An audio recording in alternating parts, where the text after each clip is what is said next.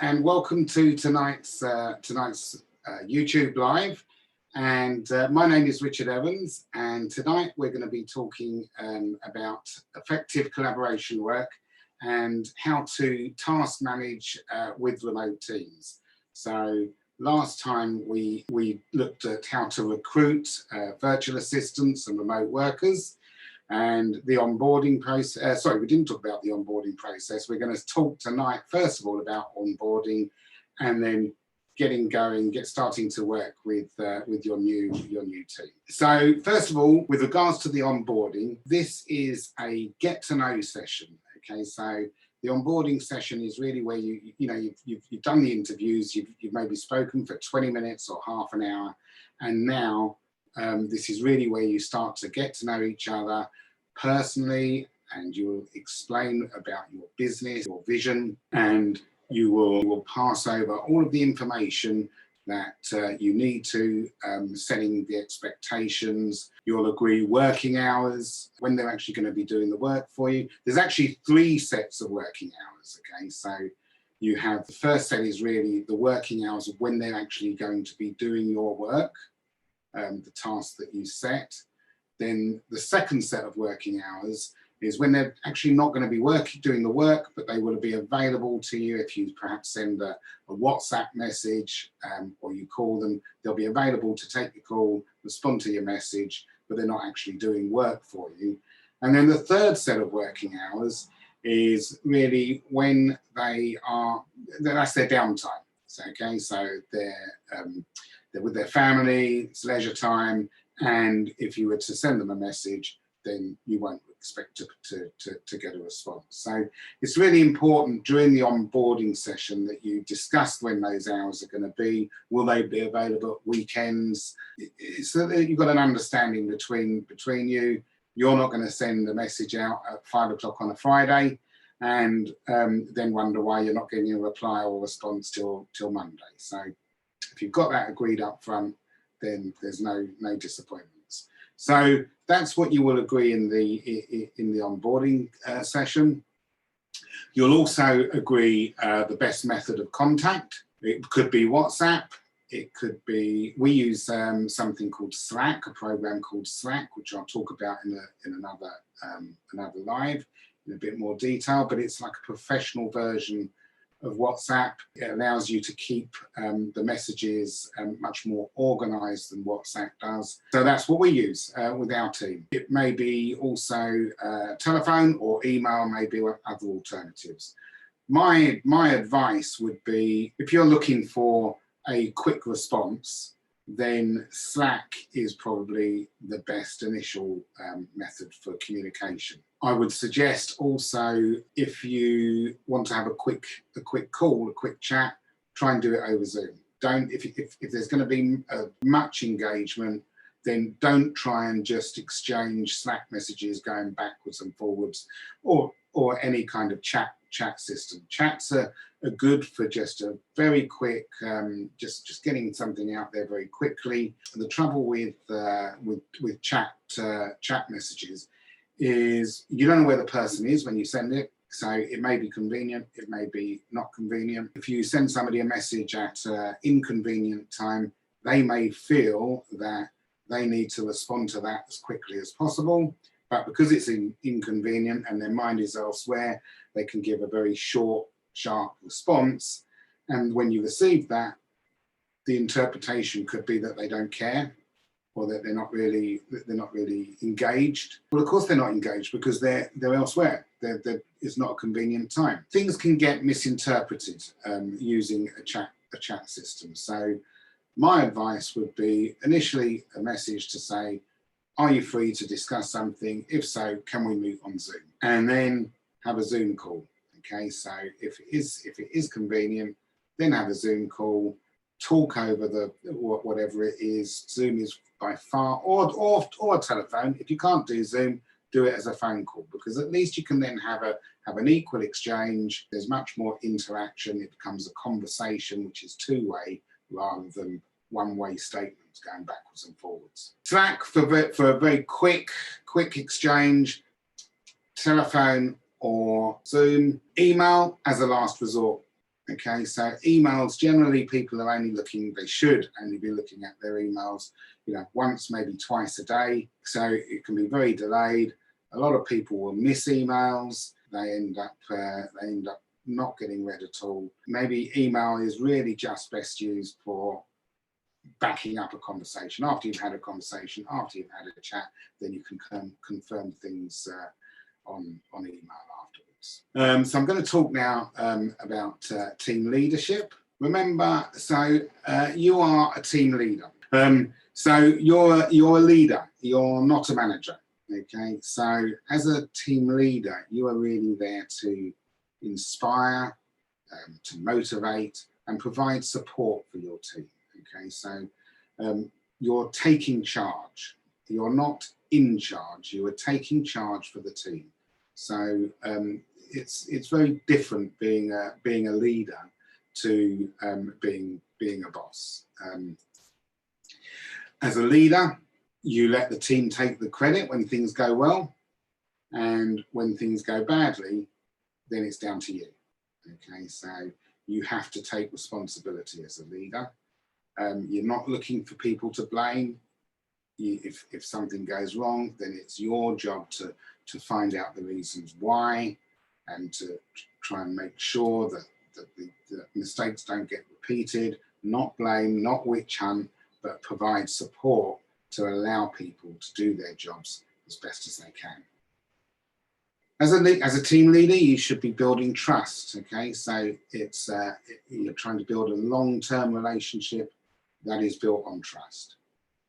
But remember also, you need to be friendly with your team, but you're not friends. At the end of the day, there is a job to do. You're there to lead, you're there to motivate, you're there to inspire, and for the team to be successful. We talk about team, and I'd like to talk about the game of business. So business is a game. Okay, so there are two types of games. There's a finite game, such as a sport game, cricket, football, something like that. Business is an infinite game, and there's a difference between a finite game and an infinite game. With an infinite game, there are your team players, the people within your team. You don't know necessarily who they all are. They're going to come, they're going to go. So you've got a current team now, and in the future there will be additions and replacements within your team. You have the rules with an infinite game are changing all the time. So you don't stagnate. You're changing your rules, the way you do things, always changing. And your objective in the game of business is not to win, but to keep the game in play as long as possible. So there you are, you've got your team, you're playing the game of business. Now what you need is a team name. So try and create a team name for your team. And that's not the name of your company.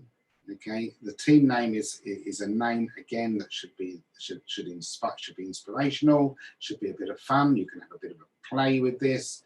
You can work with your team to come up with what that team name is. So you've got your team name, you've got your players, you're the leader, and you're playing a game. So now you've got your team, and now we're going to talk about training. Once you've had your onboarding, next you're going to agree what training you actually need to do in order to get your new recruit up and running and working. So there's some things that you will need to train on. So you will need to train on your business, so what you do, what the business is about. You'll need to train on your culture, and also other things such as the software that you're using, and what your processes are. So a lot of that you will need to do the training on. There will also be some of those things such as software. Your new virtual assistant or your new employee will be able to train themselves. So they can go on to, for instance, software. They can go onto software suppliers' websites, and often they've got tutorials which they can follow. And YouTube is another great place for training as well. So you can go onto YouTube and there are all sorts of videos showing you how to do things. So for instance, we use bookkeeping software by Xero. And if you go onto the Xero website, they have got lots of tutorials which you can follow, which a VA can follow on how to use the Xero software. But then also you can go onto YouTube, and there are lots and lots of third-party recordings, tutorials on how to use Xero for different things. And these are videos that have been made either by training companies or perhaps by accountants and bookkeepers who actually use the software. So there's a lot of other great tips and hacks and ideas on how to use bits of software on YouTube. So in those instances, the virtual assistant can actually train themselves by doing these. So that, again, saving your time so that you don't have to do it. So then at the end of the onboarding session, you will agree the first day. So first of all, the day should kick off with a video call done over Zoom. That should be recorded. In fact, all of the Zoom calls that you do, you can record so that you can both refer back to what's been discussed and agreed. And you want to make this really their best first day that they've ever had. During this call, you will set out exactly what it is that they need to be trained on, and you will agree dates of when the training is going to be done, and who's going to do it. So as we said on the previous slide, whether it's going to be you training them or whether they're going to train themselves by watching other tutorials. So you'll set all of that out and agree exactly what's going to be done. During this first day meeting, be clear that you are there to support them, okay? That you are there to help them get bedded in. It's going to take first of all the first 2 or 3 weeks. They're going to be very much finding their feet, learning as they go, and you are there to support them. That they can ask you as many questions as they like. In fact, encourage lots of questions. So that you can give them all of the support, all of the encouragement and the help that they need. And by doing this, by being open, then you're going to start to build trust and start to build a long-term relationship with them, which is going to be obviously of great value to you and to them. Delegate to elevate. So now it's really important that you've taken somebody on and you can now start to leverage your time. This is where you're going to really get your time back so that you can focus on the high value tasks, on the things that only you can do, or the things that you may want to do, but not the things that you don't want to do or don't have to do.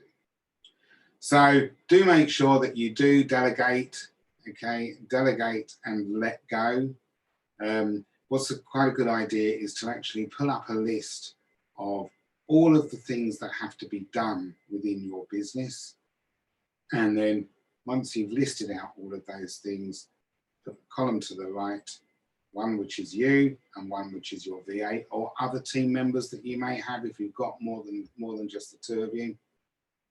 List all of those people out, all the things that need to be done in the business from top to bottom, and then start to tick off who actually needs to do what within the business. So you can build up this task list. And then now do remember that also you were impressed when you interviewed your new team member. You were impressed by what they told you, about their previous experience and the skills. So now trust your decision and let go. But do invest your time in supporting them. Okay, so the more time you can invest right now in the early days in providing them with support, then the more benefits you're going to reap tomorrow. Make sure you are available for them. So again, make sure that you've agreed your hours of availability and their hours of availability. If they do call you, if they do want to make a Zoom call with you, then be available. Don't keep trying to put it off. Don't be hard to get hold of.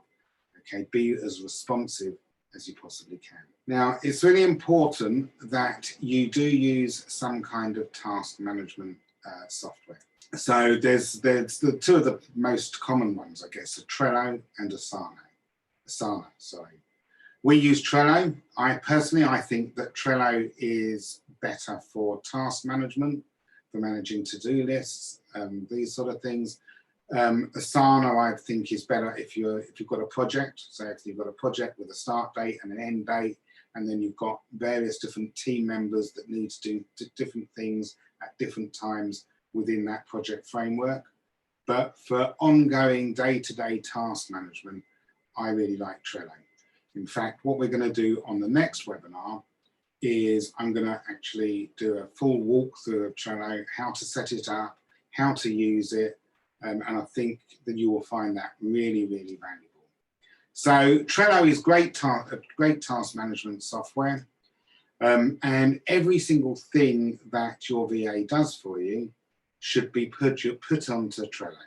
It should be scheduled on Trello. Okay, so don't, if you want your VA to do something, don't just send them a WhatsApp or a Slack message or an email, leave them a voicemail. Do put it on Trello.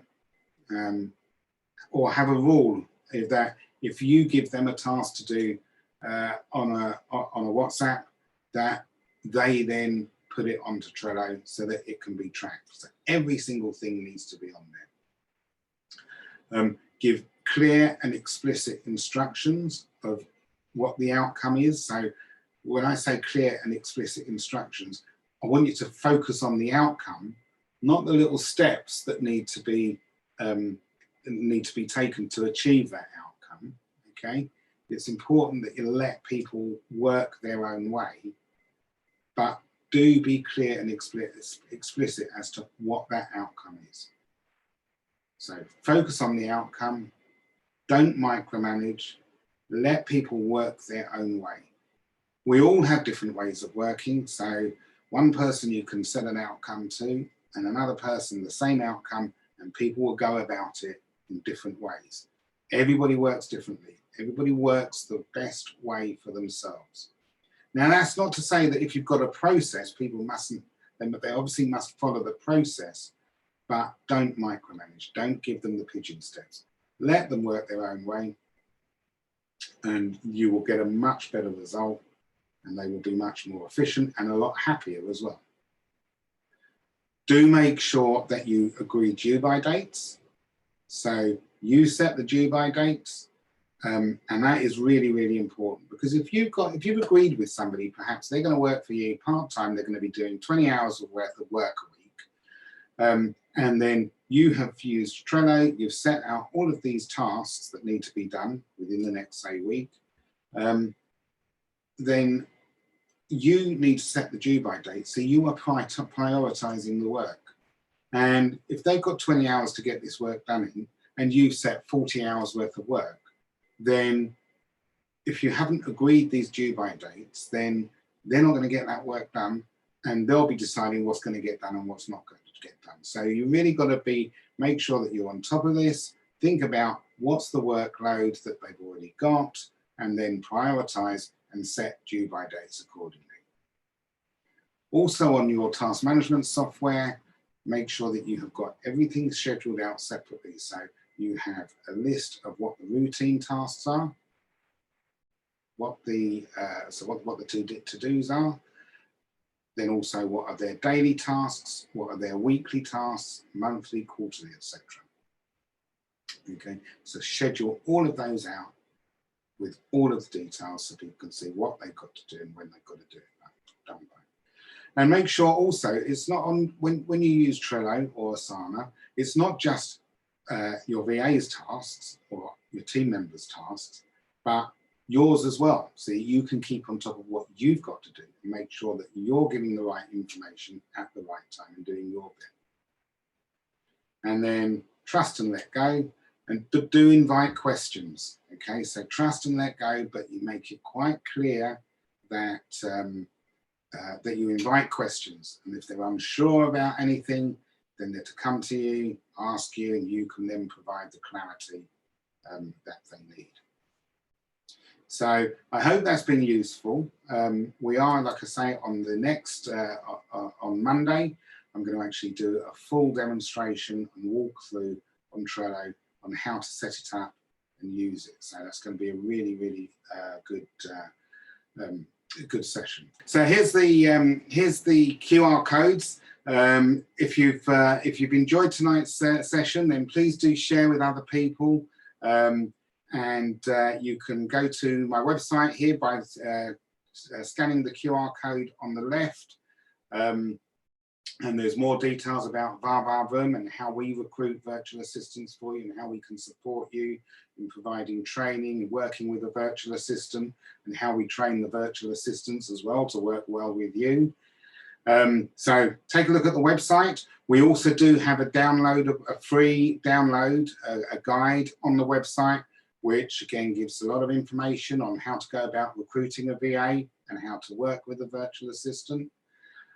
Take a look on that. If you do want to book a call with me, have a one-to-one chat with me, it's free. Then the QR code on the right, please just take a picture of that. That will take you to my online calendar, and you can schedule a call in with me on there. I'll be back on Monday. So also the little bell at the top of the screen, please do click that and you'll get notifications then on when I'm going to be doing another broadcast or when there's another video that's come up. But they are usually Monday, Wednesday and Friday at 6 o'clock.